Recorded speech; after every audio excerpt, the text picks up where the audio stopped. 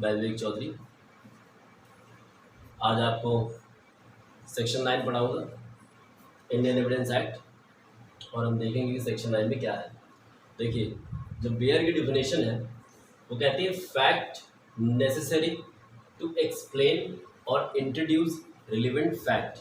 ठीक, ऐसे फैक्ट जो रिलेवेंट फैक्ट या फैक्ट इन इशू को एक्सप्लेन करें या इंट्रोड्यूस करें वो अंडर सेक्शन 9 एडमिसिबल होंगे।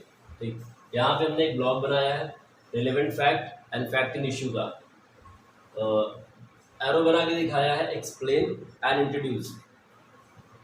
ए और बी दो आदमी हैं, ए का मर्डर हो जाता है और बी पे आरोप लगता है कि बी ने मर्डर किया।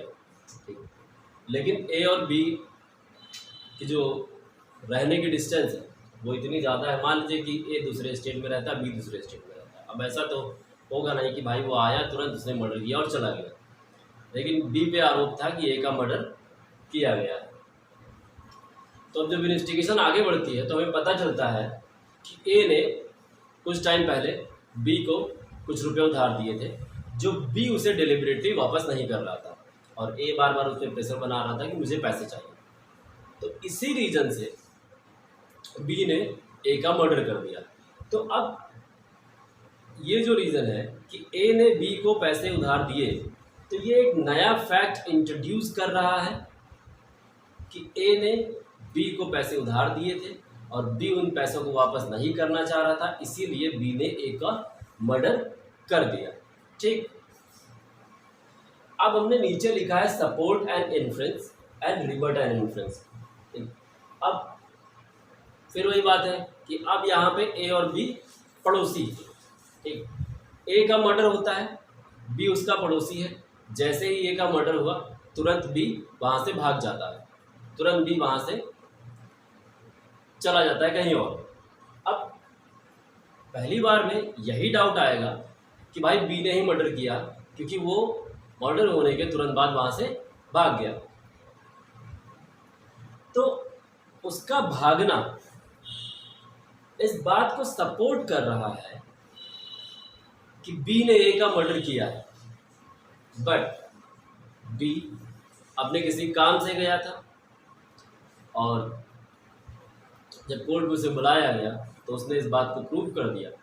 जिस भी काम से गया था तो कई सारे डॉक्यूमेंट्स दिखा दिए, टिकट दिखा दिया, ट्रेन का सब कुछ दिखा दिया, जिससे ये प्रूव हो गया कि हाँ बी जो गया था वो अपने किसी पर्टिकुलर काम से गया था।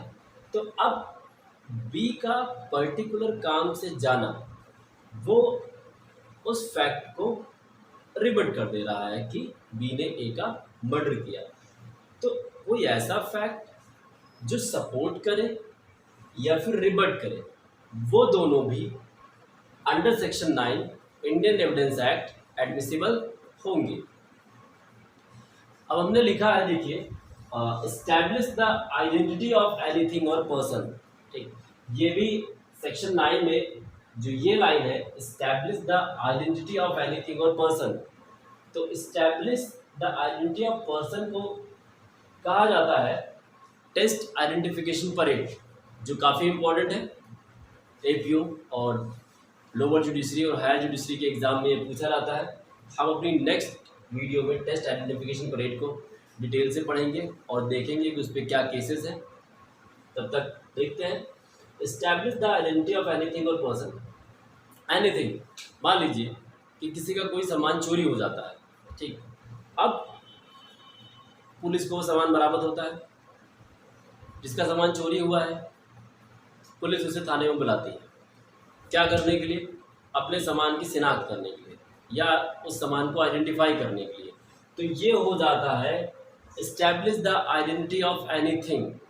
मतलब किसी का, मान लीजिए कि किसी की सोने की चेन चोरी हो गई, अब पुलिस को वो चेन बरामद होती है चोर के पास से, तो पुलिस उसे बुलाती है थाने में कि आइए अपने सामान की शिनाख्त कर लीजिए, और अगर वो सामान की शिनाख्त कर लेता है तो कह देता है कि हाँ ये मेरी है, तो उसे वापस कर दिया जाता है। तो यही सामान की शिनाख्त करना या फिर अपने सामान को पहचानना साधारण भाषा में establish the identity of anything. अब दूसरा है हमारा विच फिक्स द टाइम और प्लेस।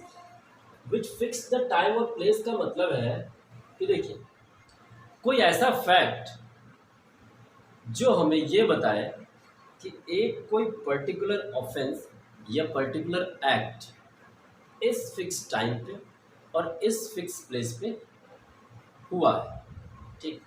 तो ऐसे फैक्ट भी अंडर सेक्शन 9 रिलेवेंट होते हैं, ठीक है, विच फिक्स द टाइम और प्लेस। अब है हमारा रिलेशन बिटवीन पार्टीज, आखिरी टॉपिक है relation between parties. Relation between parties का मतलब है कि दो लोग हैं और दो लोगों के बीच में कॉन्ट्रैक्ट हुआ। अब उसमें से किसी एक ने कॉन्ट्रैक्ट को ब्रीच कर दिया, तो कॉन्ट्रैक्ट को ब्रीच करना is a fact and issue. अब जो दोनों कोर्ट में जाएंगे तो कंटेस्टिंग पॉइंट यही होगा कि एक ने ब्रीच किया। अब उन दोनों के बीच में रिलेशन एक इस्टेब्लिश था पहले से, जैसा कि उन दोनों ने पहले एक कॉन्ट्रैक्ट किया था। तो ये जो लिखा है कि रिलेशन बिटवीन पार्टीज, उन दोनों के बीच में पहले से ही कॉन्ट्रैक्ट होना, ठीक। जिसको किसी ने ब्रीच कर दिया, हो सकता है कि उसमें से किसी जो दो लोग जिनके बीच में कॉन्ट्रैक्ट है, जिसने ब्रीच किया हो, अपने सेकंड पार्टी को मार भी दिया हो, ठीक। क्यों मारा? क्योंकि भाई कॉन्ट्रैक्ट था। अब कॉन्ट्रैक्ट में दो लोगों को फ़ायदा होना था, तो उसने सोचा कि एक को मार देता हूँ और सारा फ़ायदा मुझे हो जाएगा। अब यहाँ पर देखा जाएगा रिलेशन बिटवीन पार्टीज, ठीक है। तो अपनी नेक्स्ट वीडियो पे हम देखते हैं टेस्ट आइडेंटिफिकेशन परेड। इसे हम पूरा समझेंगे क्या होता है टेस्ट आइडेंटिफिकेशन परेड, और क्या इस पे जुडिशियल प्रोनाउंसमेंट है और different high courts and supreme courts के। हमारे वीडियो को लाइक करें, सब्सक्राइब करें और शेयर करें और बेल आइकन प्रेस करना मत भूलें। थैंक यू फ्रेंड्स, अपनी नेक्स्ट वीडियो में मिलते हैं।